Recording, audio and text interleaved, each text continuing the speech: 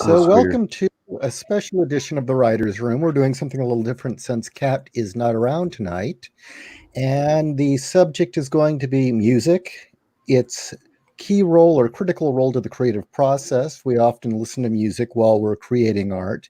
Music is often an inspiration for art and often shapes us at an early age in who we become as artists, regardless of your art form. So we just thought we'd just kick back and talk about some bands that left a lasting impression and the albums we keep coming back to. And absolutely ask questions. Indeed. And with me tonight, as always, is the amazing Dr. Wright. I'm amazing now? I've gotten an upgrade. And a special guest, Xevious, master of the loops and weird noises in the background. You make it sound like he's taking a fart, You know, hey man, if it works, it works, but maybe it doesn't sometimes. But it's nice to be here. I haven't been on the show before, so yeah, let's talk about this stuff. It's gonna be fun. Okay. So what do you have set up right now? Do you mean me? What do you mean musically? Yeah, well, what have you got that was that you were running in the background there? So I've been doing some recording lately. I mean, I'm always in, it's very much an aside to me. I have no intention to do anything with music. I haven't for a long time. But I have some custom loops and MIDI keyboard and GarageBand. And we've been playing around with Insider, the other channel we do. And, I've got about a dozen tracks that I can just trigger, just off the keyboard.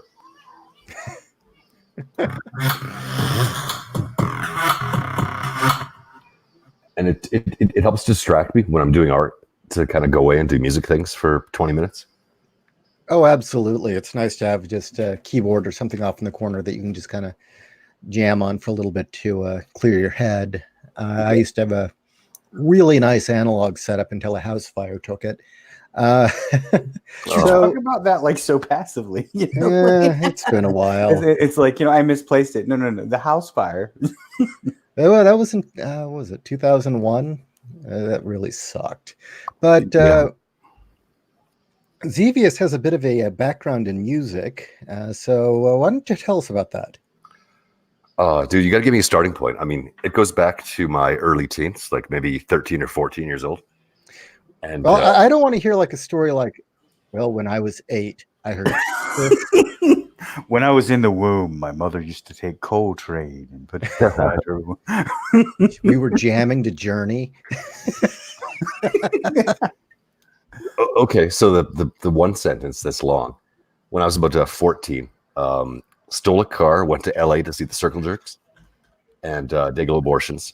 Came back, started a band within 2 months, and I was on TV and the newspaper within 6 months with a we call it death metal or death punk, and we're skateboarders, and that really launched my the way I look at the world in a lot of ways. What is death punk? Is that like chop your mama's head off, eat it tonight? I mean, what's going on? We listened to Joy Division and The Cure for a few years, but we sped it up because we like Metallica, we like Slayer, and we like skateboarding. So. Wow. Okay. So are we talking the Damned and Danzig territory? Totally. Yeah. But a little faster. We're talking about between Bauhaus and Love and Rockets, right? Yeah. Same year as Dali's Car. Just putting distortion in. 2 years before, I think Sisters of Mercy did Floodland in '88. Something in more like '86. So distortion, And then after your band experience, what came next? I guess actually art school did. And I really had to put the one aside for the other for a long time, like for almost 10 years. Because it's tough to do both at one time. Because again, for me, it's all very collaborative. And you only have so many nights to hang out with guys to do stuff, right? Well, I mean, if you're making your money in a band, that is your life 24/7. Yes. I mean, that is all you do. Mm-hmm. So, yeah, I understand that. Absolutely. Didn't you write for a magazine that used to study these kind of things? Ish? Well, I was actually going to let Xevious finish on. I don't know if there's more, but yeah, my background in high school, I got into kind of the goth industrial scene Yeah. by way of new wave and punk.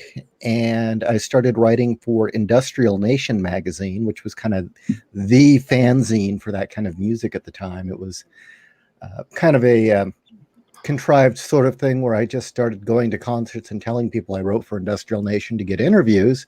Yeah. And then once I got the interviews and articles, I sent them to Industrial Nation, which they happily accepted.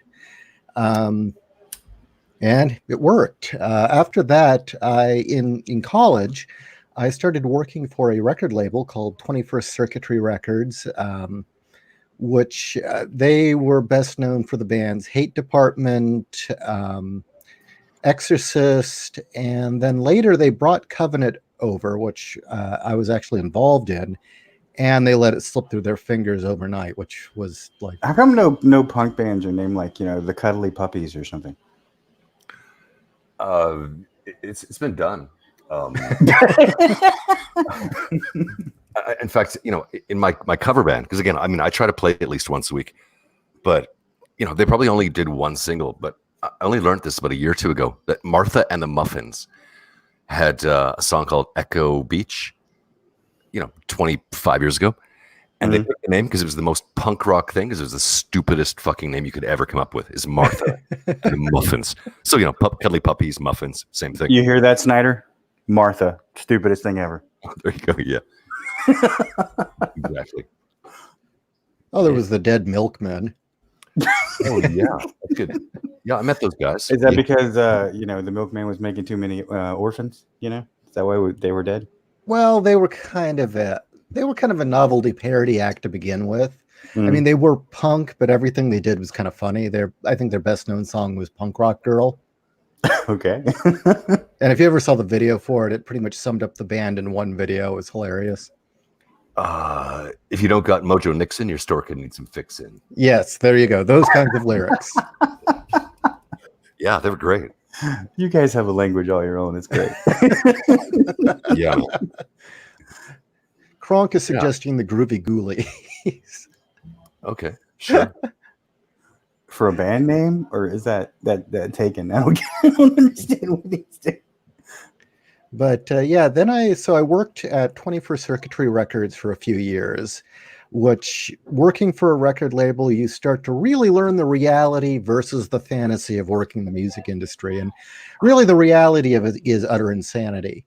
I ended up starting first as just an intern, then moved up to doing things like I helped organize shows. I did lighting for shows, did some A&R, finding bands. I helped compile some compilations, did a lot of shit work. Mm-hmm. And then that is actually where I got my first exposure to using Photoshop for making flyers, and then later some of the album covers. Okay. Yeah. And then for a short while, I tried to run my own label, but never go into business with people who were unreliable. Yeah, that's good advice. Yeah. I don't know. So in other words, keep breathing. Water's wet. Mm-hmm. So, but I mean, dude, for me, because we're similar era, and for me, it started with I was a weird kid, and I had a subscription to Time magazine. I had one to. Have you met the people in this room? Yes. Yeah. It goes back a few months now. But I remember reading about Cat People, the movie. Yeah. And that's 84, 85. Is that about right? And probably, yeah. I had a thing for Nastasia Kinski, as any normal person would. And now you have a thing for Taylor Swift. Well, as any normal person would. Yes, as we all ought to. So the first time I ever took my paper route money and bought a piece of music was the vinyl 12-inch for Cat People. That moved me so much, and that was Bowie. And I knew who he was, but at the time we had Kiss and Aerosmith and a lot of things. It's all fine. I still like a lot of the same things, but Cat People, the sound. I take it that opened the door to an entire world for you. It blew my head off. It changed everything, and Save these eyes. I mean, I don't sing, but that's, something about the Bowie and that soundtrack. I think Marauder did the soundtrack. Otherwise, I'm not sure.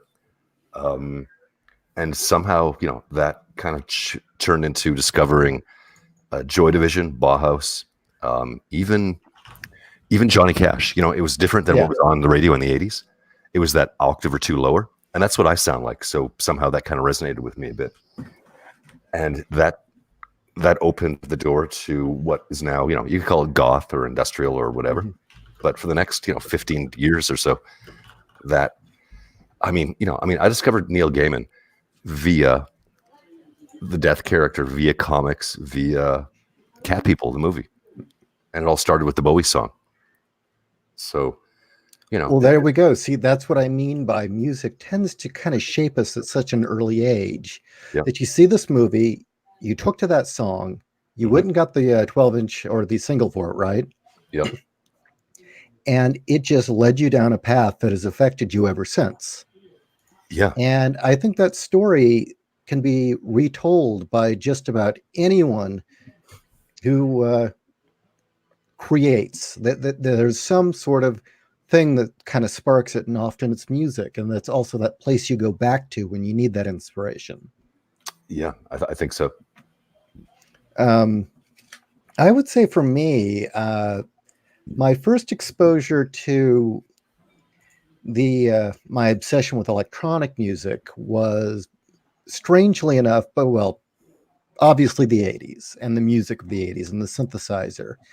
And I remember a little bit of the 70s. I'm old enough to have remembered the tail end of it. And no offense to anyone in the audience who might be old enough to remember it better than me, I just remember not liking the 70s. The whole aesthetic of it, the mood, it was a kind of a depressing time. The whole, stay alive, stay alive. I had no opinion of that. It was just, yeah, same. Like I said, it never made me want to spend $1 of my money until, like I say, honestly, that was the first thing I bought was, Bowie. I think the second thing I bought was probably the Go-Go's, actually, which is still fine with me. In fact, it's all fine. And, and I've gone back and I can appreciate a lot of the 70s now, but it seemed very corporate and very commercial. And I like the subversive side of what, goth and punk and industrial were. Yeah. So, that fuels what I do now. I think you can see it in everything I do still. Well, I think we all owe a lot to the original 70s do-it-yourself punk aesthetic, which was the whole attitude of you've got these massive corporations making garbage product. And I heard a term a few nights ago. I was watching a documentary about the Stooges. Stooges was Iggy Pop's first band, and probably one of the most influential bands in all of history, up there with the Doors and the Who and a few others that really just changed music as we perceive it. And he had talked about how he had seen the 60s as being full of shit, and that then, to make it worse, was this prepackaged mega rock, stadium rock, pop radio garbage that was being pumped out. And he referred to it as cultural treason. And I think if there is ever a term that describes what we are dealing with right now, with Disney and Hollywood and music and cultural treason. That's good. I like it. And punk was kind of the attitude that, fuck you, I can do it myself. This sucks. I don't need a big stadium. I don't need an expensive studio. I've got drive. I've basic, what, bass, guitar, drums, and a microphone. That's all you needed. Exactly. And that attitude went to zines and then film, and it never left. Do you know? Here's a funny, the way I got my first.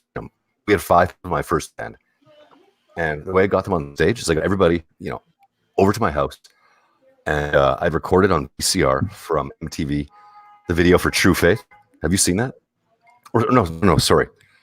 Bizarre Love Triangle. So New Order. Yeah. And they recorded that live. And there's maybe 6 cameras on it. And it's on their eyes, on their hands. And I said, how fucking hard would this be to do? Like, this is not rocket science. They trigger one sample. It's like, right, does the thing. And then the guitar comes in. He's a bit out of key. And I mean, but they did the whole thing live. No one's ever done that since that I've ever seen. And I thought, guys, we could do this in a few weeks at a pub. People will like it. Because, that to me was the real core moment, because they're kind of fluffy. They kind of from the ashes of Joy Division. Yeah. That was the first big New Order single. But I mean, it worked. And, we watched that a bunch of times. And we went and did it a few weeks later on a stage in front of people. And it worked. And to me, that's really a lot of what indie books, indie comics is going to be, hopefully. But I think it's what it can be for sure. It's going to have to be if it's going to survive. I think so. Can we have people's if we get people to stop screwing up? Because I mean, the one thing about you guys are talking about punk is that you wanted to do it well, even if at the beginning, like you didn't know how, or you had to learn some of the ropes, some of the infrastructure, whatever, right? You still wanted to do it well. You wanted it to be genuine, and but you wanted to do it for like the music. That's right. For the art, and just to be genuine, just to be real. And the problem with a lot of the movement that is going on in indie comics is they see like a quick buck. Yeah, I don't want to name any names or go down that path, because I think it's been well treaded. I don't want to name names. I'm just saying, that's the issue, is that you got to make it to make it. That's kind of the problem that's kind of plagued indie comics yet again, is that we really had a chance to make something good here, and grifters came in and killed it. Yep. Yeah, and it's and then it's going to make it even more difficult for the people coming afterwards. Yeah. But I want, like, I've been talking to, we have two really good artists in Jason and Hosan, which is just funny because there's one letter that separates the two. Yeah. And but Jason and Hosan couldn't be more different, and they're both awesome guys. They're both funny. They're great. They're both amazing artists. And I would love to create a publishing company with like me, Xevious, those two guys, and a couple other people. For sure. Like, that would just be awesome. That's what I want. And I want to tell my stories. I want to tell other people's stories. And I think that's what, what it could have been. But the only way that it's ever going to be that is if you've got like quality goods. You know what I mean? Well, I mean, back to what Ish was saying. I think, we flirted with the idea of having this discussion maybe back in August, as far back as that. And, as much as we miss wives when they go to town, it's nice that you've got some free time, dude. Yeah, but it is. You grew up in the punk rock scene or the goth punk scene. Well, there was back then, in those days, we didn't have the weird sect or cliques and elitism that seems to exist now. I mean, it didn't matter. All the alt kids, as they were called, hung out. It wasn't an issue. Yep. See, to me, the way it relates to comics, I'm going to go right into it, is that back in the day, you could smell someone from like 100 feet away or 500 feet away who was either, they did their hair for the show on Friday night, or they just were. And that's the way you recruited guys for bands. That's the way you met girls. And I think comics is a bit like that too. And I've noticed in the last maybe month or so, where people start throwing around the word Comicsgate is punk rock. Comics is punk rock. But I can tell you that no, it isn't. None of the people who are, and again, Ethan talks about it. So-and-so talks about it. This new young Irish guy, Carl, I think he might be. But when things started getting sketchy with Comicsgate almost 10 months ago, I was involved in a conversation with everybody principal. And that means, I'm talking Ethan, Doug, Mike, you name it. And I actually did a banner. And I did Nevermind the Bollocks, the album cover. And I was like, this should be the logo. And it went, it went out. Ethan used it for his thumbnails for a while. And, I don't think they understood what it meant, because, Ethan is still the Eagles, and Doug is the Beatles, or Doug is Foreigner. I don't know. But the real punk rock of Comicsgate. I thought Ethan was Wham. Oh, damn. Well, no, didn't he have that haircut? Oh, yeah, he did. He used to have that haircut. Have you seen that picture from him in the 80s? He had the haircut. Yeah, and I've seen that. Oh, geez, I won't stop seeing Ethan in shorts now running. Yeah, shorts and acoustic guitar. Skipping on a what is it, the runway, for a modeling runway. Okay, real quickly before we go any further, I'm posting now in the chat a link to the video Xevious had mentioned from New Order, and it is worth a watch and a listen. So, oh, good job, man. Yeah, that honestly that changed my trajectory probably, because they're so nervous, and everything they're doing individually is so easy, but as a whole, it's fantastic. It's one of the best. It's probably a top 100 with Spin or Rolling Stone even.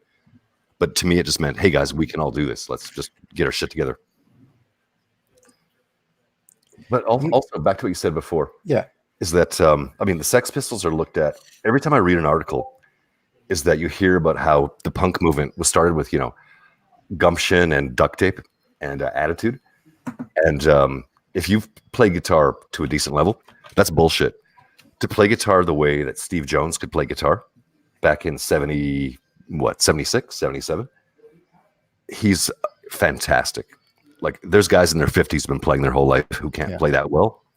The guitar solo for again, for Anarchy in the UK, the slides in Submission, it's not musical. It's not about attitude. It's also highly technical. These guys are the best at what they do. And well, I'm sorry, keep going. No, go ahead. Well, I think the Sex Pistols are a very interesting story, and I think a lot of people deeply misunderstand what that's about. And it's interesting to compare them to the Stooges, which was kind of a more authentic, they came up completely sucking, terrible band, but just worked their ass off and would not stop and finally made it. The Sex Pistols are really interesting because a man named Malcolm McLaren, who was a producer, thought, hey, I'll cash in on this new rebellious rock. We'll make the most offensive band possible, cash in quick and get out. Yeah. What he didn't realize is, by accident, he brought together 4 people who really were that rebellious, and he couldn't control them. And they weren't fake. They really were the real deal, and it drove him nuts. Yeah, I know. Exactly. And they drew from their dads and moms' LPs from the early 50s, actually. And I don't think Malcolm expected that. Yeah. So like Paul Cook, like when those guys were doing the pre-rockabilly hits, even like not 60s, but early 50s, they killed it because they knew their stuff totally. And I think, was it Vivian? Was it Westwood, his wife? Yeah. And they did auditions as well. You're skinny, you got good cheekbones.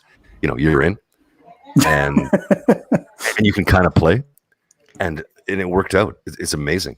Like, if you listen to the B-sides on, or the bifold, the Great Rock and Roll Swindle, it's got like something else. That song was already 23 years old when they recorded it, but they killed it. It was better. Yeah, and they did that in half an hour probably. So it's a lot of luck happened, a lot of confluence. So they were all the rebellion, but they're also, they adhered to the best of pop music and rock and roll. Yeah, they had talent. Yes. At the end of the day, they actually had talent. There were plenty of punk bands out there that were real and had their followings at the time that nobody remembers because, truth be told, they were utterly awful. Yeah. But there's a reason people remember the Sex Pistols. So, where are we going with this? I think we got lost. That's all good. Okay, so here's one. Now that I'm hearing people talking about Comicsgate as the new punk rock of comics. It is not. I'm going to say they're fighting over money way too fucking much to be punk rock. That's right. Plus, like I said earlier, you can smell punk rock from a mile away. And these guys are not punk rock, but, No. Maybe some of us are. I think there's a good chance of that. Well, I am every day. Yeah. For what it's worth. Well, it's an attitude that you bring to your work. It isn't a hairstyle. It isn't even a music style per se. It's an attitude and approach to what you're doing. And I think the quote comes from Saints Row 2, which was "Fuck it, we'll make our own club with stripper poles and blackjack." That's it. It's like, fuck it, we'll do our own thing. Mm-hmm. We don't need the great big establishment to do it for us. We don't have to go through proper channels. I want to do this. I'm going to do it, and I'll find a way to make it work. That's right. Comic Skate. Okay, Kronk says Comic Skate is New Edition, not punk rock. Yeah, I just saw that too. Yeah, that is true, dude. And Kronk, I don't know you, but if you say hi to me on Twitter, that'd be cool. Is this one of your dudes ish? Oh, he's a regular. He's great. Okay, cool. He makes very bizarre, surreal videos that are usually about 15 seconds long. Nice. But that was for me. I was going to say is that my first real impression that drove me in the direction of electronic music and music for me was I did not like the 70s. It was just a real ugly looking time. The music, everything about it kind of had a very lack of grace to it. It was what truckers were cool, Oh, totally. Yeah. The hottest show on TV was Dukes of Hazzard. Yeah. Still love it. We had a CD in the car. I had a handle. So did my sister. And I remember in the early days, this is probably 81, 82, seeing just by chance Take On Me by Aha. And the sound and the look in the video. At that early age, I knew this was a new decade. Things were going to be different. And I don't know why, but no, that wasn't punk. That was new wave. Okay. New Romantics. Yep. But that was kind of my introduction to electronic music. And a lot of people won't admit this, but really it was usually new wave or early hip hop that was the gateway to industrial music for them. Yeah, I mean, again, I'll admit it anytime. For me, it was, meeting girls at that age.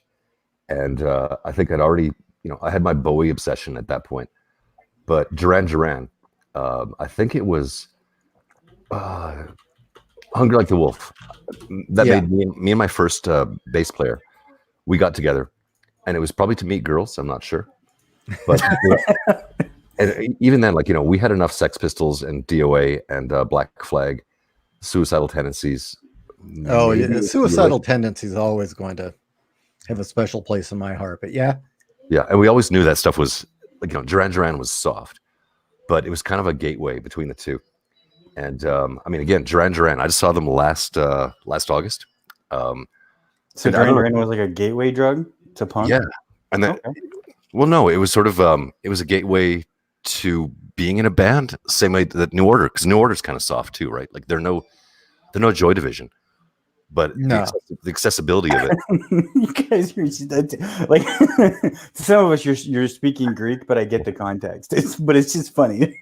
If we're losing you guys in the audience, you can ask us questions. Yeah, go ahead. I just like to let you guys roll, man. It's cool. It's I'm married to the flute player from Duran Duran right now, right? No, I did not know that. Okay, well now you no, I didn't.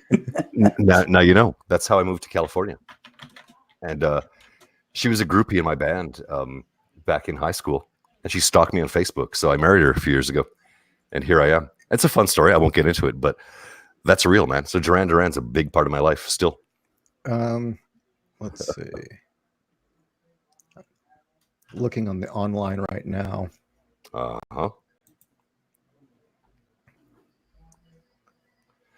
What are we looking at here? Well, I punched in flute player Duran Duran, but I'm not really getting a whole lot. Dude, let's do that offline. But yeah. Oh, I see. Okay. Oh no, it's okay. I won't say anything. I see. But it's fun. I just mean that I guess Duran Duran's been a big, between Duran Duran and because liking the Stooges or Bowie or again Black Flag or whatever, early mid '80s was one thing, and you couldn't really talk to people about it because they didn't understand. But Aha, like you mentioned, or everybody knew these. Yeah. So and then Duran Duran, Depeche Mode crossed over as well. Yeah. Okay. Depeche Mode was probably the gateway drug to industrial for just, I'd say, almost everyone. Yep. Because those early albums were almost industrial as were. I mean, People Are People is an industrial song. Yes, it is. Yep. Now for me, there was that, and then around, I think the same year, I heard When Doves Cry before Purple Rain, the movie came out, and the drum machine, the kick of it, I heard immediately what I'd been listening to in industrial for the last, the previous year or two, and again, Prince was the crossover between all of those worlds, even though that was funk, and not even hip hop. But if you listen to something like Darling Nikki, Yeah. or what's the other one off that album? It's fully industrial. Like that stuff it's all 808 drum machines, absolutely, and it's dark and it's subversive. And 4 of the songs were top 40, and the rest of them were forgotten. But that was one year where it all connected. Are you familiar with a band called Collide? No, man, I don't think so. Okay, industrial band. They're still around, but they had a pretty good stint in the late 90s. Their keyboardist used to work with Prince as one of his recording engineers. And apparently Prince has a vaulted track where he tried to do industrial just to show he could do it. Interesting. So maybe someday that'll come out of the vault. Wow. I'd love to hear that, because he was what I brought to industrial, or the scene, in my small way, was, I was really into Hendrix and distorted guitar, and, New Order wasn't doing that. Joy Division wasn't New Order, that was what it took another 4 or 5 years for Trent Reznor to bring that to the table. But yeah. Prince had that from the very beginning with the Purple Rain album, because he had those massive, analog drums with, the super dirty guitar, like Marshall Stacks, basically. Mm-hmm. There's a few questions in the chat. Okay, so Mister, you're saying that your gateway drug to metal was the 1986 Transformers movie soundtrack. What's interesting about that is, as well as kind of the hair metal rock of that album, of that soundtrack, which was a lot of fun. The soundtrack itself, the score. Mm-hmm. If you listen to prog rock, that score is essentially a prog rock album. Interesting. Now that's the caveat being: do you listen to prog rock, which I find very hard to do. I do too, but I know if you know musicians, a lot of people that listen to prog rock. It's just kind of a given. Yep. Yeah, it is. But so yeah, going from that to, I guess for me, industrial, the electronic music. I would say that really the other great band that kind of shows where those two worlds meet, where punk met new wave, was that Gary Numan Replicas album, which really is a middle ground. And it was a fascinating story. It was like 1979. He had this album for the Tubeway Army. It was going to be, again, kind of his, their punk stuff. And he found a Moog synthesizer in the corner and decided to play a whole bunch of the bass tracks on that instead. And we all know where his path went. Yes. Yeah, and it's too bad, because he kind of like Devo with Whip It. Mm-hmm. He did, I think Cars was his breakout. Which is nowhere near his best. No, it's kind of his worst. Kind of like Whip It is, actually. I mean, just, Yeah. So the funny thing was, Whip It was making fun of disco, strangely enough. Really? I don't think anyone knew it. I still don't. Tell me how so. Apparently, according to Mark Mothersbaugh, the singer, the beat was a disco beat that they had found as a preset on a drum machine,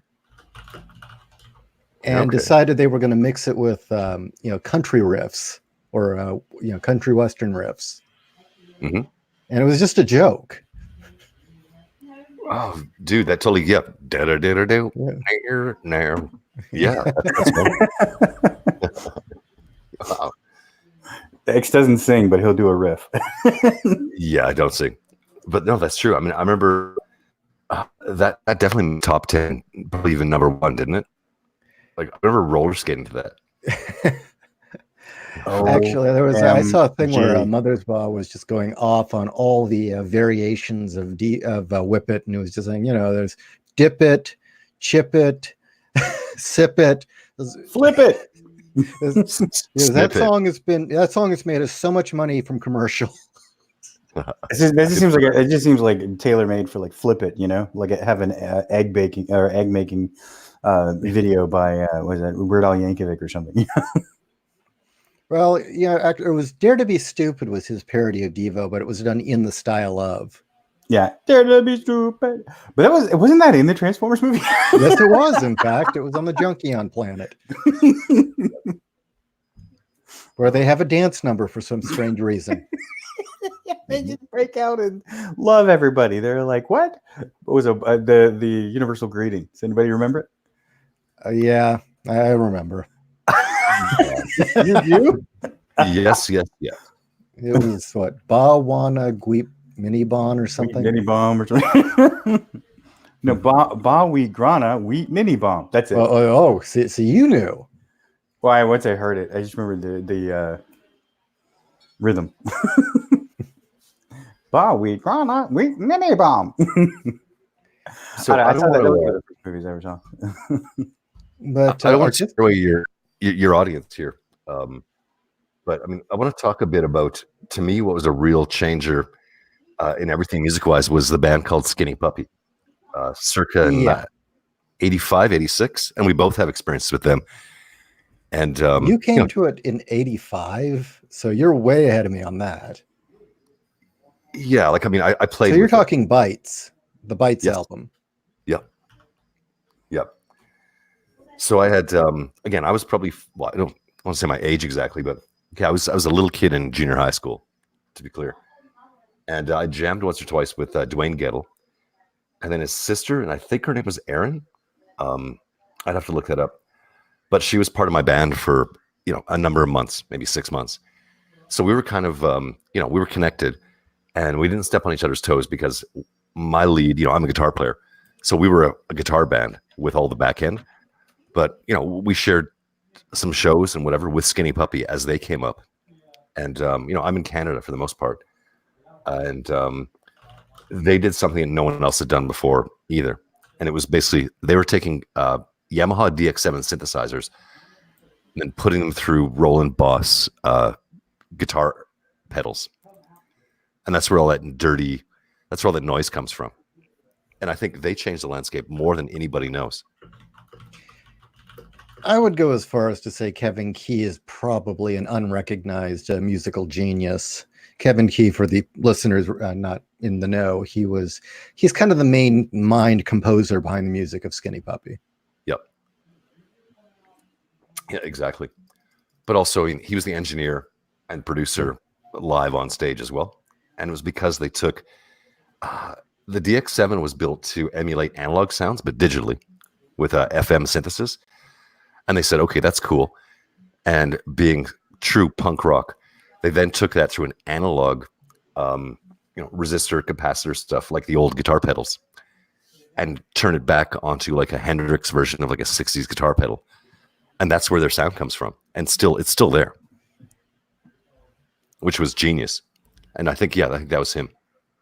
You know what is amazing to me about all of this? Yeah. Because I don't follow it musically, but I follow it like in an analogous way. And what I'm seeing is that you guys both had the love of the music. And like J.Ishiro said, it's not exactly the same kind of music. It's just the music, you know what I mean? And whatever you were into. But then it's also like, X is sitting here talking. I mean, he knows the classic operation of and the construction of what this music was. Sure. That's knowing a musician essentially is what happens. Yeah. Yeah. But I mean, it's like when I was a writer, like the first thing that I did is like, okay, I want to know writing. I studied the classics, Well, you have to. You and have built, to if you want to be a good writer. and I built from the foundation up. You know what I mean? Mhm. And it's I don't know. It's the same kind of thing, right? That you're doing, and we were trying to bring this to creation of comics and all that kind of thing, all that sort of thing. And it's, I guess, what we're saying is the same deal. You have to know all those. Like X talks to me all the time about how he looks at colors that other people have done, like Marvel and stuff. And he's like, these guys don't know what they're doing. Pretty much, yeah. And I mean, I think actually this goes back to, I mean, I was fortunate enough. I was live with both of you guys just last night. And we looked a bit at, the panel we just did for the new book we're working on. And Ish asked me, it's like, how'd you do that? Was that a this or that? It's like, yeah, it's a bit of a photo bash, some filters and whatever. And I threw it in the background and, smudged it up in a Stedman style. And to me, that's just a guitar pedal that I threw on for 10 minutes.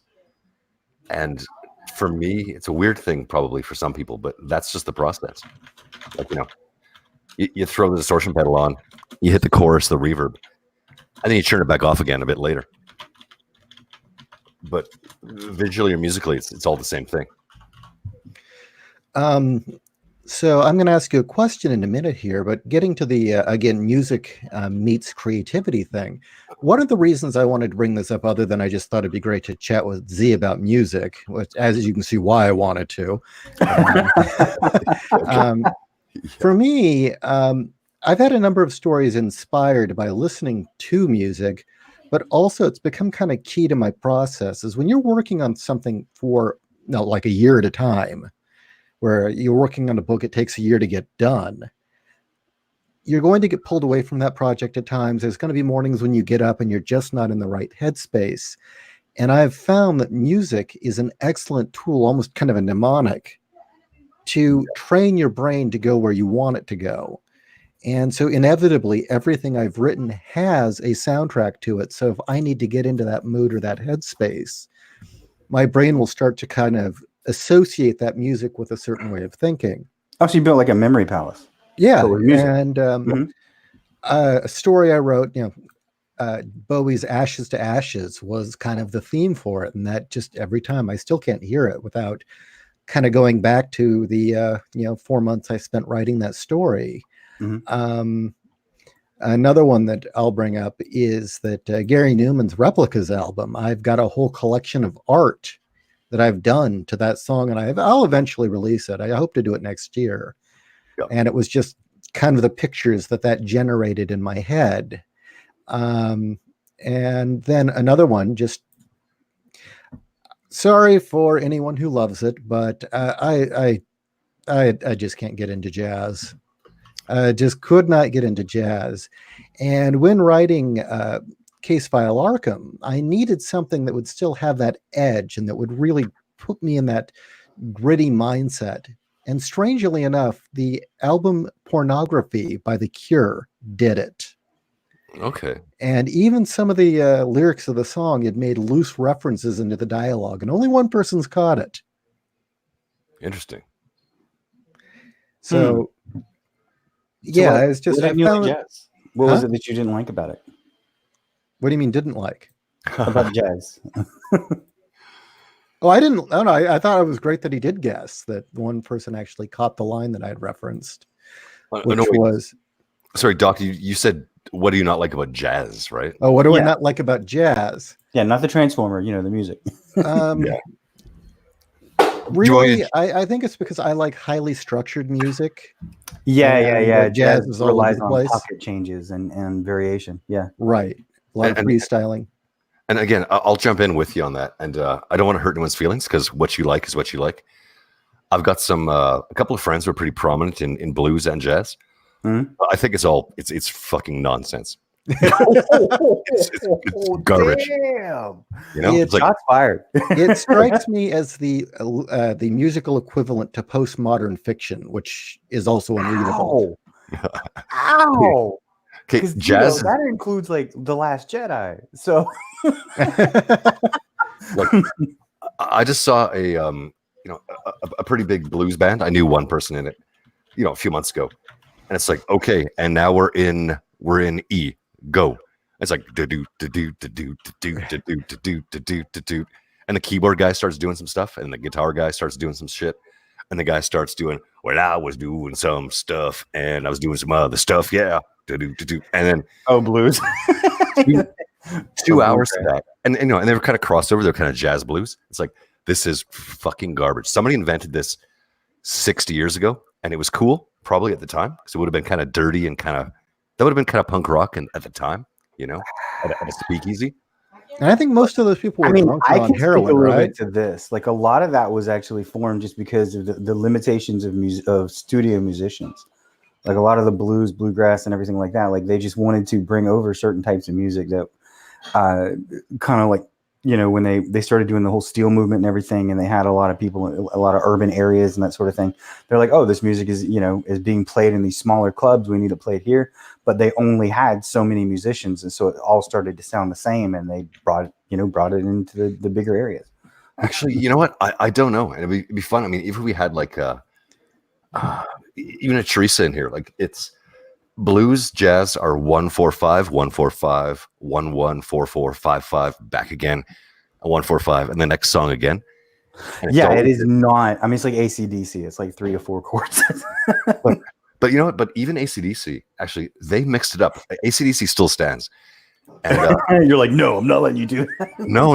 And Do not speak ill of AC/DC. Right. Yeah, don't. And same with the Ramones. I mean, it's a lot of the same chords, but there's so much imagination because they changed the timing up. So they wouldn't stick to the pattern. And they go 1-4-5, 1-4-5, and they go 1-1-1-1-1, and then 4-4 back to 1. And again, sorry to the audience, I just mean the chord changes. Whereas, I mean, hundreds of years before that, you had Beethoven doing pop music. You had Tchaikovsky doing pop music. Those guys would never do that 2 songs in a row. So why we have this happening, I don't even know why jazz and blues still exist, frankly, unless they're in the background while you're having, you know, a hamburger and a beer. Jesus. Well, I get blues. I understand blues. There's kind of a very vernacular sort of just a guy and his guitar letting out his feelings. I mean, you can see how that plays over into rock and how that changed music. I can't really grasp, you know, jazz or it's oh yeah, that's even worse. yeah. That sounds like you're like, and the scat man. Yeah, well, but Yeah, I don't want to trash jazz. I'm sure there are people in the audience who like it and have a taste for it. And for me, it's not very structured, and I like very structured rhythm. It's not structured at all. I mean, the whole point of jazz and bluegrass was so that anybody could play it. Oh yeah, but I'm not trashing it. I just mean it's not for my ear. Yeah. Like, I mean, you know, I saw a documentary a couple years ago. There were 2 on New Order, and it was how the drummer, whose name, oh gosh, sorry, Ish, you probably know it off the top of your head, but he learned to play, you know, when they got into studio for the first album, to sound like a drum machine, and they wanted to get the cymbal sound so tight they actually used squirt bottles right beside the mic. So it was a tss, tss, tss, and it was like, okay, we'll use squirt bottles because they couldn't loop it digitally. So yeah, I mean, I like the structure. So I'm not knocking anybody. It sounds like they were shooing away cats, but it became a thing. Yeah, I've got mine right here, and I've got no cats bugging me. But I do like the structure. I like the sound of structure, but I don't knock. Again, even friends who play, you know, jazz and blues, it's all good, man. It's just not what I want to listen to because, you know, there's only so many hours in a day. So Dark Admiral March Hare brought up the Crow soundtrack, which I think actually is a great example for a lot of reasons. Those familiar with the comic The Crow, while it was pretty much J.O. Barr kind of dealing with the loss of his girlfriend and kind of embodying that anger and pain on the page, music played a massive part in the structure and the look and the overall flow of that entire graphic novel. And it found its way into the music in a lot of different ways. And that Crow soundtrack, which I believe J.O. Barr had a hand in, is amazing. I mean, Burn by The Cure, that remix of After the Flesh by Thrill Kill Cult. Yep. Oh yeah, I love Machines of those. Loving Grace. There is not a bad track on there, except I won't say anything. No, I used to no. work out in football to that track, man. They Yeah. my coach hated it, but Really? well, yeah, because everybody else was listening to rock, Metallica or whatever, and that had just come out, and I was like, man, I'm digging this. And for Every those day who I burn, I was just loving it. and those who for those who don't know, the score to The Crow was done by Graham Revell, who was kind of an industrial music pioneer in the band SPK. So they had the right people on that project. Interesting. Now this is early '90s, right? Yeah. So it's a good ways later. And I think the Cure was sort of past their prime already. That was the thing, is The Cure kind of turned into this really confused, Robert had taken too much acid and thought he was pop music thing. And then Burn comes out and it's like, well, where the hell did this come from? Mm-hmm. This sounds like it came from 1984. Exactly. Yeah. And then having Trent Reznor do the cover was just, Dead Souls. Perfect. That's right. Yeah, nothing could be better than that. That's a perfect soundtrack. And Joy Division was the original soundtrack for the creator of the comic, so makes sense. Oh, sorry, really? So how was Joy Division tied to the comic before that? J.O. Barr, as he was creating it, it was primarily Bauhaus and Joy Division, but J.O. Barr was just obsessed with Joy Division. Okay. And again, the story is very vague. I just know that he was living in Detroit. He'd found the love of his life. He was an orphan, so he already had some separation issues as it was. Yeah. And one night they're walking down the street, and this car just comes plowing down an alley and hits her. And just keeps going. They never found him, or never found the driver. And she was there and gone overnight. Damn. That was it. And he got into doing a lot of morphine, which he, I believe, never kicked. Mm-hmm. And apparently he just was really turning to Joy Division to really, I guess, give form to what he was feeling, and then it found its way onto the page. That pain, that hurt. Yep. Wow. And his own stop for me. Well, he kept veering towards suicide, and there's that line which I'm going to butcher, which is in the original graphic novel, which is, I'm playing a violin with a razor blade, and the strings are the veins in my wrist. Yep. Oh, that's in the second Crow. Oh, do they put that in the second Crow? Yeah, that's in the second Crow, and they're actually doing it. And it's that's in the graphic novel. Wow. Okay. Yeah, it's in the. I remember seeing the like second and third ones. They were not very good, but they put them on. The second one could have been good if they'd kept to the original script. I saw a thing on it. It was, oh, really? Okay. Hollywood sucks. Yeah. Well, I mean, yeah. There's so much. X talks about that all the time. That like what we see is just such a dumbed down version, or just a completely neutered, thing. Like, I mean, I always tell people, and you and I have talked about in writing. Sometimes you write a chapter and keep a sentence or an idea. Like, it just doesn't, for whatever reason, it just doesn't work. But you like this idea or this concept, or whatever it is, right? And in the movies, it's kind of the same thing, right? Like, I mean, they'll go through, do a whole treatment. And they're like, well, I like the dad. Yeah, pretty much. Chicken Sith writes, as disappointing as Cool World is, the soundtrack is awesome. Agreed. That is one hell of a soundtrack. And if you ever track it down, there's some videos online, Chicken Sith, about what that film was supposed to be. Frankly, the producer should be strangled to death for what he did, because he took the script, rewrote it, and had it made the way he wanted it. Originally, it was supposed to be kind of this twisted, dark noir story, not a slapstick, what we got. Mm-hmm. Didn't that have some really good music, though, too? Yeah, that had one hell of a good soundtrack. Which one? Cool World. It had Leather Oh, Strip. yeah, I remember that. Had Leather Strip, Frontline Assembly, Ministry, Thrill Kill Cult. Wow. That's right. Yeah, Thrill Kill Cult. My Life With. Yeah, that's where I Yeah. discovered them. I think if I didn't know them before that, I believe that's where I got it. Was the watching that movie, and I almost wanted to sing the chorus so I can figure out the name of the damn song, but I'm not going to do that. But yeah, that four guitar thing that like Ministry did as well around Yeah. the very early '90s. Was the Psalm 69 album. Okay. Yeah. Okay, that's gonna drive me nuts. Was it just the theme, or was there a song from Cool World that did that?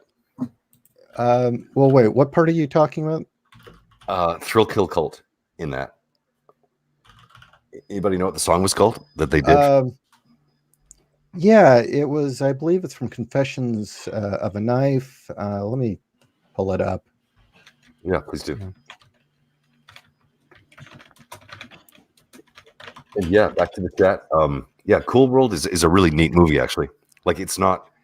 It could have been so much more, but it was a neat. So you know the More like backstory the then. cartoons or something. Like they go into a cartoon or a comic book world or something, and then they come to. I can't remember the exact plot. Yeah, it was a bit Jessica Rabbit, but different. And I think it's Brad Pitt when he's like super young and super good looking, and he's still both things. It's all good. But yeah, and It's Sex on Wheels. Yeah, there you go. Cool. Yeah, Sex on Wheels. Sex on Wheels was the song. Sex on Wheels. Sex on Wheels. Yep, and that's Thrill Kill Cult. Yeah. It says Thompson Twins was on there too, and Bowie. Really? I don't recall that, but So I have Disney Plus now, as of a couple of weeks ago. Do you guys? nah. That was random. Oh, the other one was Her Sassy Kiss was the other Thrill Kill Cult song. Okay. No, sorry. I asked that because I was wondering if this might be a Disney property. Station wagon would Nope. Things are getting a little odd here. Yeah, that's okay. I think Doc has some people over there. Oh, So- okay. So we talked about Skinny Puppy for a bit. Do you want to talk a bit? You told me that you worked with those guys, or you interviewed them. That must have been a kind of a cool thing, like early on. Yeah, I interviewed Kevin Key right after Dwayne died. Actually, Dwayne got all their other keyboardist samples, and so it was kind of a weird interview. He obviously was dealing with that and was not very animated. Yeah. And it was kind of a period in which he was trying to figure out what to do next. So I can't say that that was the greatest interview, but it was interesting. Okay. I think the biggest revelation was him basically saying that he swung both ways Okay. Sure. with Dwayne, but I didn't think that was really anything that needed to be played up. No, that's well. I mean, it's not a talking point back then, at least. I mean, nowadays it is a bit, but I think Doc should turn his mic off. yeah, there's like people. There's nobody talking right now. I wonder what I was hearing then. Do you have people back there? There's people in my house. Yeah. Are you torturing a hooker in the basement? The bitch won't shut up. I mean. Yeah. Okay. That's cool. That's cool. Okay. So just what happened. Sorry about that, guys. Didn't mean to cause any disruption. No big deal. Okay, so let's think here. So what about you, Doc? Dude, Well, there's got to be music you play never- to be inspired or play in the background while you work. Not really. No? No, because I mean, when I started writing, when I started really wanting to write, I remember it was, I don't know, it was kind of a depressing moment, actually. I was the girl I was with for like 6-7 years. We were practically engaged, as practically as in we were. And I had a bad moment and was like, hey, I need you tonight. And she was like, I'm tired. And I took a bottle of pills and whiskey and went to sleep in my car. And then decided, the next day I was like, I'm going to go write stuff. And I just started writing. But when I don't know, I think one of the best places you can ever start anything is at the bottom. like the bottom of yourself, the bottom of whatever, right? And you just kind of study from the foundation, the classics, like we were talking about. But musically, like I didn't want anything to influence me, and I'm so empathetic that like even music will give me emotions and give me like a lot of, you know, I'll feel a lot of things that are going on there that aren't me, and so I didn't want that to influence me, and so I never really, I don't know, like I never had a music that I the only music that I kind of related to, I guess, was like grunge. And that was just because everybody was listening to it at the time, you know, that was around me, like in high school and in those kind of emotionally angst-filled times. Yeah. But so I don't know, man. I wish I had some of the experience that you guys had. I mean, I was trained classically. I mean, I've been trained classically. I did sight reading. I played, you know, whose bands you hate. I played a lot of jazz with woodwind instruments. I mean, I know how to play, you know, all the saxophones, clarinet, and all that kind of good stuff. To a, I wouldn't say professional level, but like classic level. I mean, I was in the, you know, high enough that I could have gotten scholarships to colleges and that kind of thing with it. Mm-hmm. So I mean, I understand music theory, I understand all those kind of things, but I didn't get into the impetus and inspiration and creation and kind of like fever that you guys do. So I love listening to you guys talk about it because it's palpable. You know what I mean? You can cut the tension, you know, like with a knife. Between you guys when you're talking. I mean, I don't understand you, but it's awesome. That's cool. That's good. So wait, don't you think that night in the car with the booze and the sleeping pills would have been that much more depressing with "Come As You Are" playing in the background, though? Oh yeah, it would have been. Well, I think what was I playing? It was bad. It was like a Blue Monday, I think. Oh, that's a good song. That's a happy song, man. Yeah. But hey, whatever floats your boat when you're in the car with pills. You know, but I kind of flipped, you know, it ended up all right. She got married to a, I don't know, Hispanic psychologist or something. Okay. That's a minority if I've ever heard one. He was an interesting cat. Okay.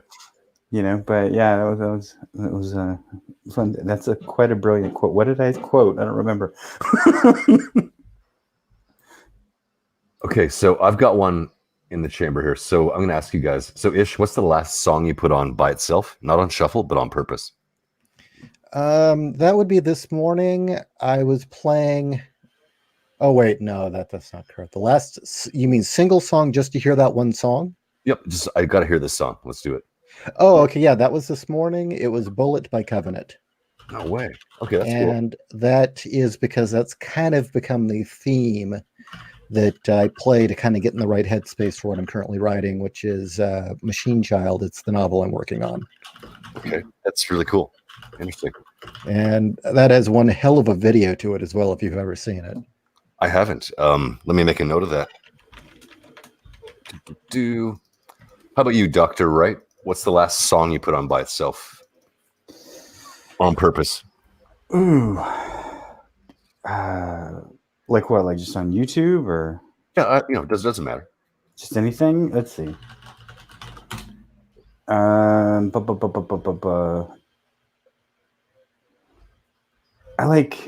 into lyrics and just kind of understanding stuff. So I mean, I don't know, last song was NF Why Me. Okay, so what is that?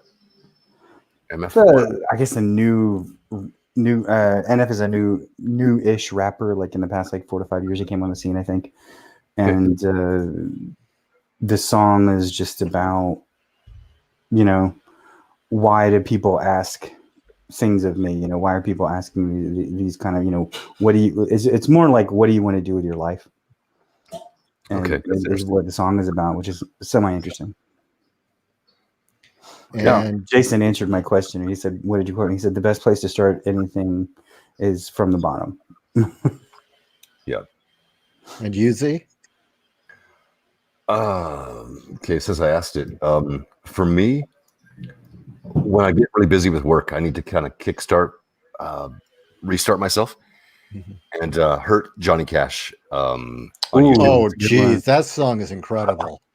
Yeah. That's good. Didn't Reznor wrote that, right? First? Reznor has an amazing quote about that. Really? What's that?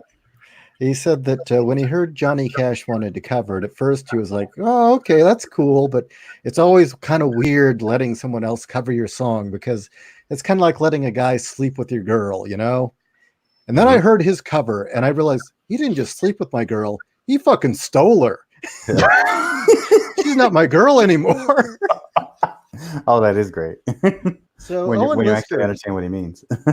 Owen Yeah. Lister writes, the music that inspires me is 80s heavy metal, rock, anime songs, Ennio Morricone, Bill Conte, the Wu-Tang Clan, and Eminem.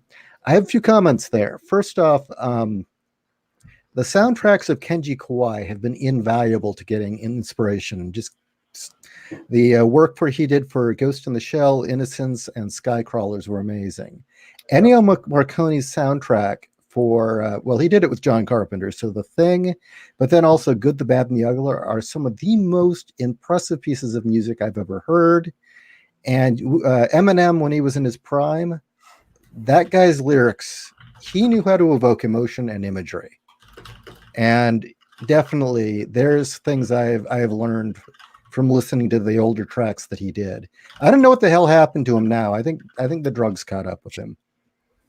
Do you think so? I mean, actually, I haven't followed in the last 5-8 years. It's kind of sad. Okay. It's kind of like seeing your drunk uncle who used to be the football star trying to show how good he is.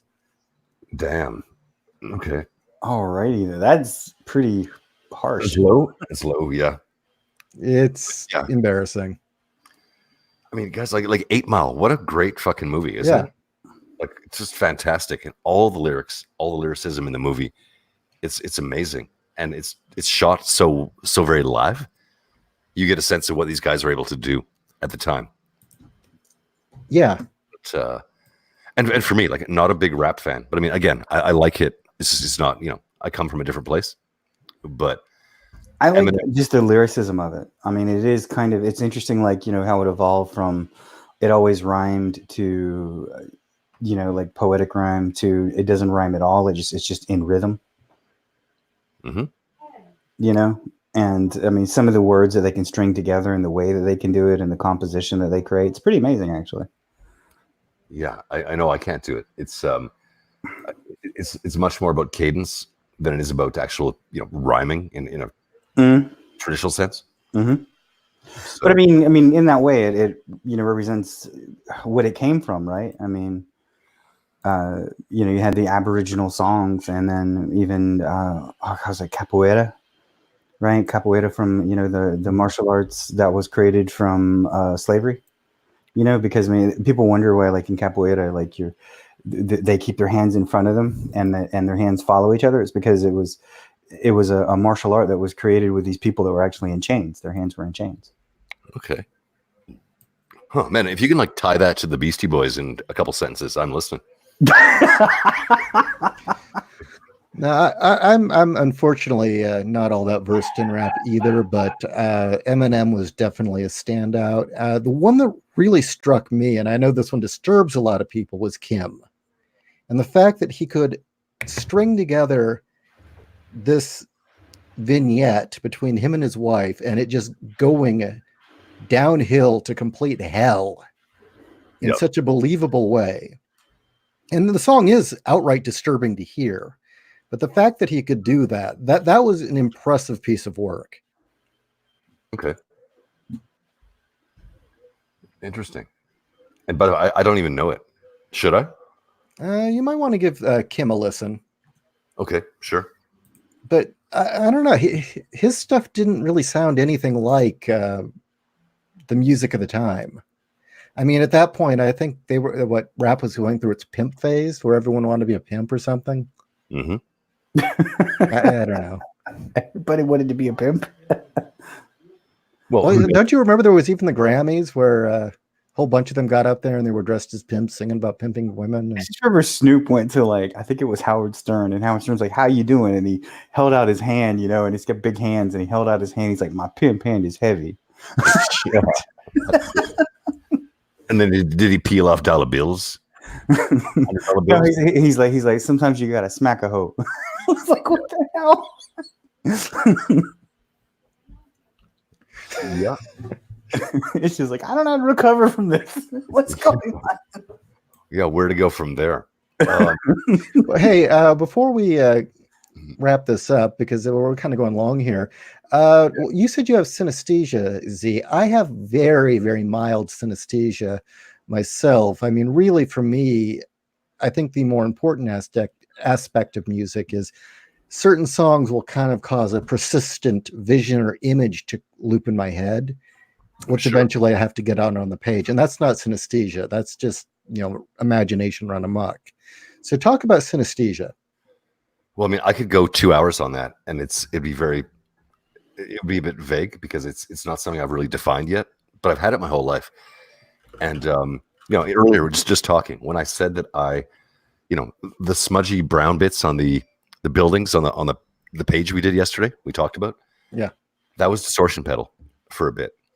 And I play at least a couple times a week, just and again, not professionally. I mean, I do art professionally, but that was distortion pedal. It was brown. It was kind of fuzzy, and Ralph Steadman. I put a blast of like spray paint on it. I really, when I write musically, and I don't, I know a handful of songs, but I generally just play things that I make up as I go, and my art is very much the same. So I definitely, I see colors. Mm-hmm. But I hear them. Sorry, but I hear them. I see them.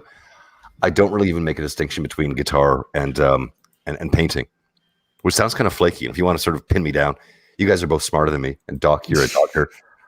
I'm a PsyD, not a doctor. Okay, but I don't really make a distinction. It's like, okay, this is the thing that needs to be done now. So going to F sharp as opposed to F. That is the same as the blue instead of the green that's next door to it. Okay. Yeah. And it's all math. And I'm... Well, I mean, everything, I don't know, like for the longest time, human beings have tried to tie executive function to instinct.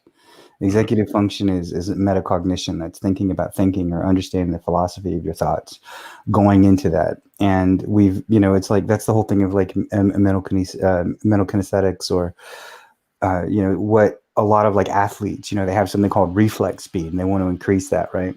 Yep. Reflex speed is the time it takes in between when your brain first sends a signal, like when you say, I want to run and you run, or you say, I want to move left and you move left, right? Most people, that's a second. Athletes, it's like half a second. Really, those guys like somebody like Deion Sanders or somebody where they call it has like fast twitch or whatever. They call it fast twitch. It's actually not fast twitch. Is actually just a bundled muscle fiber. But anyway, that kind of kinesiology is, they can get it down to like 2-3 tenths a second. And the reason why that's great is because they can do that much quicker. And it's the same kind of thing. If we could reduce an executive function that takes like 6 steps to 1 to instinct, because it's just like you said. And that's what happens when you're color coding it, right? In your brain, like somehow it's color coded. You don't even think about it. You just do it. It's kind of that. But I mean, I've spent 30 years understanding the math behind it. Mm-hmm. So frequencies in music are very easy to break down, analyze. I mean, if you have the right divisor, C middle is the same as C2, same as C3. Mm-hmm. Purple is the opposite of yellow, and that's wavelengths, and that's all math. But like I have it with typography too. Like, I mean, I'm looking at my screen. J.Ishiro is 5 letters. Dr. Wright is 7.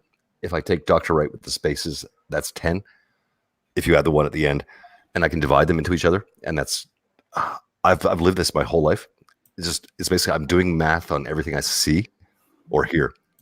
And I hear it in my head. So you were kind of destined to do digital art and play music then.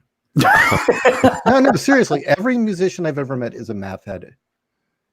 Seriously, they all kind of have that innate notion or innate instinct with numbers. And it's kind of similar for people who are really good at digital art because they know the mathematics and the algorithms behind what the machine's doing.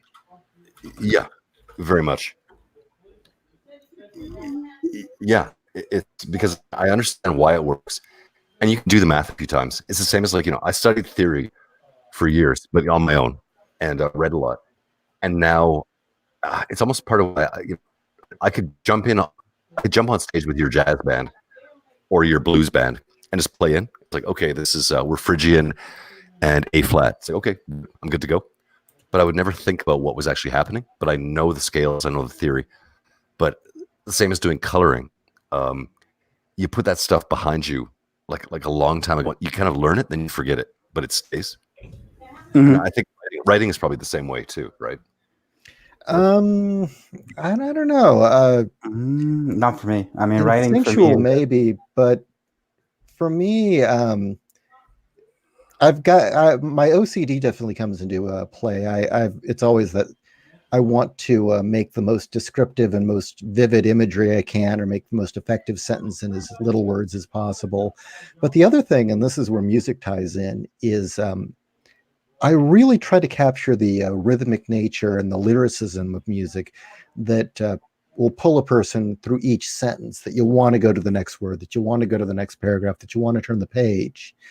And that's where music kind of comes into play with me. And just also the wordplay itself. The band ChemLab is one that's been massively influential on me, where the singer, he'll come up with these images and terms that are just brilliant. Like, he had a song about his friend committing suicide. He titled it "Force Quit." I mean, that has so many different meanings, but yet perfectly nails what it's about. The image, a ragged 30-watt moon hangs over my hotel room. That is noir right there to me. Or with The Cure, sharing the world with slaughtered pigs.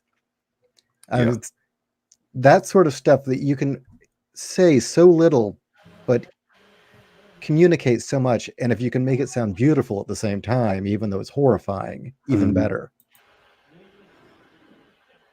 I hear you. So tell me, I mean, you're so OCD is definitely a part of my life every day. How about you? I mean, low spectrum or high spectrum or what?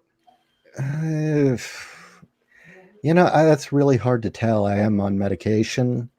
I mean, I'm not like the kind of person that needs his shoelaces to be in the correct order, or everything to be pointed in the right direction. But on the other hand, I'll get into these loops where if I need an answer, I'm not going to stop till I find it. If I'm working on something, I won't leave it alone till I'm satisfied, and this can go for days. I mean, there was one where I was working on a 3D model once where, for a rarity, it wasn't a story, it was a 3D model. And I think after 48 hours, Kat forced me to go to bed. Okay, sure. That's a good answer. So you can actually make yourself, though, step away from it. Well, if you got a wife that's yanking you away and turning the machine off, yeah. Exactly. Yeah, I mean, again, I'm the same. Like, I might get on something, and I'll sort of fall asleep at some point and get back when I wake up again. Mm-hmm. But it's, and I try to be pragmatic about it, because I mean, I've had this since I was a little kid. I remember all kinds of things. It's like, I mean, you call this stream the noise of art, and I saw it, and it was like, it's 13 letters, and I see that instantly. I'm like, I don't like that. I'm not saying I would change it, but I would probably do the noises of art, because then it'd be 14. So you divide it by 7. Like, I am that nuts visually. But yeah, that's mathematical thinking there. Yeah, that's awesome. Yeah. It's probably also why you've got such a good sense of symmetry and balance in your work. I think so. Yeah, I mean, I embrace it. It's a pain in the ass sometimes, but it's funny. I know some other people with OCD like that, and they have shoelaces and doorknobs and arranging glasses. I don't have that at all. Like, when I'm alone, I'm a bachelor, and I don't know where the fuck my shoes are, even. So, okay, Ed's had the most dude reason ever to redecorate his house. Have you heard that, Ish? What?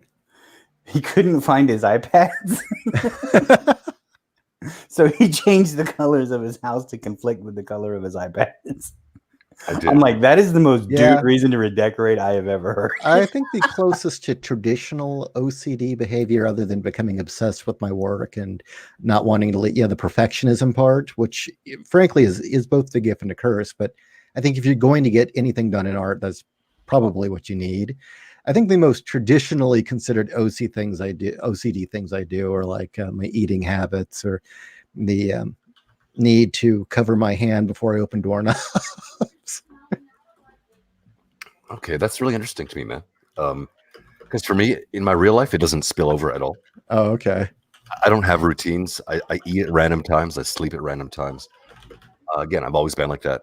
I'm absolutely unemployable, but I'm never late for a thing, a stream or a meeting or whatever. But I like chaos. But visually, when I'm working, so if it's doing music or doing art, then that's structured. But it's visually or audibly. But that's it. That's all I. Do you know that Joey Ramone apparently was cripplingly OCD? Wow, you wouldn't know that to Ooh. see him, okay? Yeah. And that now that he's passed, I think the last living band member felt okay talking a bit about it and just some of the things they had to do.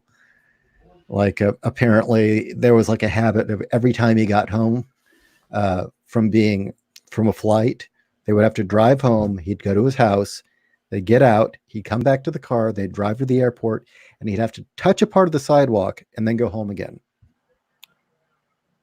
Okay, that's cool. I mean, I could say that's weird. Yeah, that's strange. Yeah.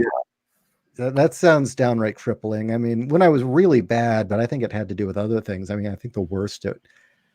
Well, I wrote a story that really captured when I was at my worst, when I was dealing with post-traumatic stress. And I think the worst part was agoraphobia at night, where I just could not stop looking up at each star.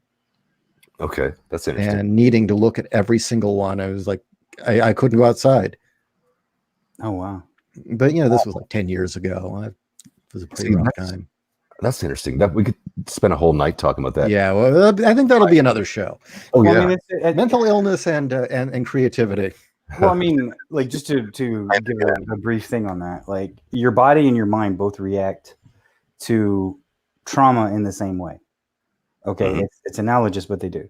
And what I mean by that is like when your body has interior trauma, what your body does is it creates a semi-membranous like fiber protein clot or protein fiber clot around it to both, it protects it so that the white blood cells can get to it and heal it, but it also stops the infection from spreading. Your brain does the same thing. If you have interior trauma and you're not in, like, obviously, it's different if it's actually like neurochemical or something to that effect. But if it is like a memory, or if it is a reoccurring thing, if it's a thought, if it's something, psychoportive, then your brain will create a coping or defensive mechanism around it. But that will become part of you, like forever. Yeah. Okay, so that's neat. But back to what Ish just said, that it was interesting to me, is I fight with agoraphobia, but I've always when night sets, when it becomes dusk, Mhm. it's off. So I'm free all night. There's no agoraphobia. Agoraphobia for me is 8 a.m. And I don't mean every day, but Yeah. as soon as it gets dark outside, I'm free. And maybe that ties back to where we started this whole conversation with. That's got to do with Nick Cave and David Bowie and and, Yeah. and the Smiths and Robert Smith. It's all, I don't know, night is freedom somehow. It's silly, but it's not conscious to me. It's not on purpose. But yeah, that's neat though, to count stars. Oh, no, I can explain why. It's not what you'd think. It really is not what you'd think. Do it anyway. I want to know. Okay, I'll make this quick. And I think we should wrap it up because we're beginning to lose people. Okay. Well, we've gone 84 minutes. Usually we only go an hour. But real quickly, as I think you both know, I was shot at right after 2 weeks after I graduated high school, and it nearly killed me. And I bounced back fine for about 5 years, and then it all came crashing down as I slowly started going nuts. And what it was facing the harsh reality that there is no safe place, that death can come at any time, at any place, at random, no matter how careful you are. There's no control over it. That's right. And my brain, for whatever reason, probably because of all the premillennial tensions that we were facing at the time, because it really kicked in 98, started associating apocalyptic scenarios with that notion of at any place at any time you could die. And so I had gotten into this horrible habit of needing to look up to make sure there aren't any new astral bodies in the sky, or that the stars have all remained the way they were last night. Yeah. Make sure none of them had become red giants or novas, or that there's an unidentified dot in the sky that might be getting bigger. Yeah. It's very, and I know that science inside and out now, and I know that those fears were unjustified, but when you're out of your mind, it doesn't really matter. Well, I mean, those kind of things can be exacerbated by being intelligent and having, a great imagination, which you do. So, or you fulfill both of those. But I wrote a story that kind of helped bring that period of my life into focus, and how I went through it. I actually sent that to you, Doc. I don't know if you ever actually got around to reading it, but I sent it to you. But it was about an astronaut who had suffered a horrible accident in space, and he had been grounded, and now he couldn't look up anymore because he knew his friend's dead body was still up there. I thought I'd read everything you sent me, but I don't remember that. I'll have to go find it. Did you email it to me? I'll definitely read it. It's either called Scars or Who Saved Who. It's one of those two. Okay, I'll find it. And I did email it to you a while back, but it's been a while. But again, I think we should wrap this up because we're losing people. But if you want to do another show where we talk about mental illness and creativity, I think people would love to hear how fucked up we all are. I think that'd be very universal, and people would probably enjoy that. We can all empathize. I think if you're that creative, we're all on the spectrum. Yeah. Let's do it for sure. Okay. Well, thank you all for coming, and thank you all for tuning in. This is the biggest audience we've had yet, live at least. So good hearing from all of you. This went over way better than I thought. Yeah, dude, this was fun. Let's do it again. Wife's out of town for how long? Oh, she's coming home tomorrow night, but that's okay. It doesn't matter. I can set these up. Okay, that's great. Yeah, he's his own guy. Come on, man. Well, yeah, that's obvious. No, it's just more like at the end of the night. It's when I get to see cats, so I usually set that time aside. Well, who wouldn't, right? Yeah, exactly. Exactly. Yeah. Somebody's asking for a brief plug. You guys want to plug your books? Oh, do you want to do books, or do you want to do that in the spring? I'd say more than that. I don't know a lot of you guys in the chat, so if it's about me, you can see my name on screen. Find me on Twitter, Instagram. I do cool art every day. That's my plug. Dr. Wright has some cool stuff too. We work together on some things, and he's almost as cool on Twitter and Instagram. And always go to Insider for news.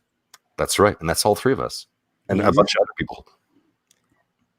And if you haven't bought my books, World War Kaiju, Case File Arkham 1 and 2, and Utopiates, you can get them on Amazon. Yeah, Shiro is a great writer, guys. You should pick up anything that he's got. And you should go to BitChute. And dude, did you put that all your videos over there now? Yeah, well, there's a couple of Kat's night editors that she needs to upload that I don't have. But other than that, yeah, all the videos are there. Oh, damn. Let me step in here. Sorry, guys. First of all, Christopher, Ryan, whoever you are, thank you. But Ish, we haven't talked about it, but you did the video about young men in this. Yes, I did. You want to do a show? You want to talk about that sometime? Yeah, let's do that. Maybe tomorrow, maybe next day, whatever. It's good. So you guys in the chat who haven't seen it. And by the way, I have two sons who are teenagers, and that really was profound. That hit me pretty hard. So good job, man. Thank you. I mean, it was sometimes, it's just you've got to say something. And that one was there. It just it kind of formulated in my head, and I knew I had to say it. Yeah, it's fantastic. I've told everybody that will listen. I say, look, that's the best video on YouTube. Yeah, I mean, I think Doc sent me that at like 3 a.m, just as a DM. It's like, hey, if you haven't seen this, check it out. So, to future audience, go find that Ishiro video on and what's the proper title? message to the boys and young men of America, I believe. Let me make sure. It's on this channel. Yeah, actually, when this broadcast is done, it is the first video on this channel. Very nice. So Like I said, it was let me make sure. Actually, no, I'll drop the link in there. And for somebody who was asking if I'm on Twitter, yeah, I'm on Twitter at Dr. Wright is in. Yeah. As in, when the doctor is in, the fun can begin. Yeah. Yeah, that's our brand, right? That's right. Letter to the Boys and Young Men of America. That's what it's called. Okay. All you guys, All right. Yep, you guys follow us. We've got a good book coming out in a few months, and we're not going to pivot, not yet. But you can see teasers. All right. Good night. Good night, y'all. Good night. Good night.